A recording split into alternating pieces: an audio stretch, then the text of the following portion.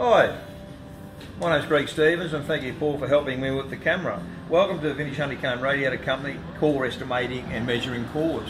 Today I want to just run you through the points of measuring a core, so when you do get to the estimator page you know exactly what you want to do.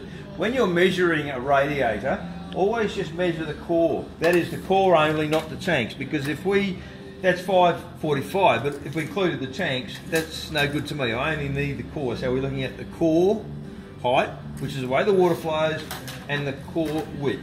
That might include brass plates or metal plates that are down the side, not the mounting side bands, only the plates. This core is 50mm thick, 2 inches.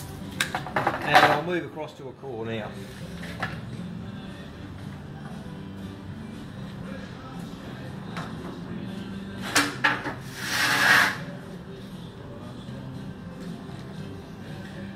Right, now we're looking at a Vintage Honeycomb radiator core. This is a Chevrolet core that I've made for a customer. Once again, we measure the height, which is the direction the water flows. The water throws from top to bottom. This core is 513 by 430. It's a Chevrolet core. It's 2 inches thick. There it is there, 2 inches. Now, I only measure in metric, which is interesting because a lot of old car guys like the inches, but I deal in metric only. That's the best way for me to work it. Now this core is a simple rectangle. It's shape A. When you get to the estimator page, you'll see the different shapes. So this particular core is just a simple rectangle, so it is shape A.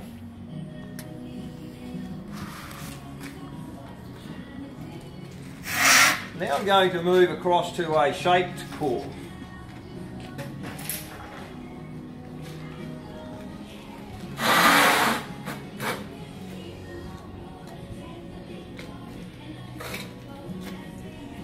This is an example of a shaped core. This is out of a Stutz, a vintage Stutz.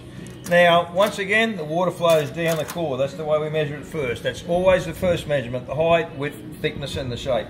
This one is 655, and because it's a tapered core, you always measure the widest part of the core. In this case, it's 500. This core is a 3-inch thick core, 75mm, you'll see. Now, I'll stand it up and you can look at the shape of this core. This is a tapered core. It's tapered down the sides and has the chamfered top. It also has the addition of a small crank hole. Now this one in the estimator, you'll note it doesn't actually match up with anything. So I would quote this as a shape P with the addition of a crank hole. You see the variations on the crank hole. So it's a small crank hole, maybe like L, and the shape P. So if you were to be quoting this one on the estimator, you'd just go straight to P.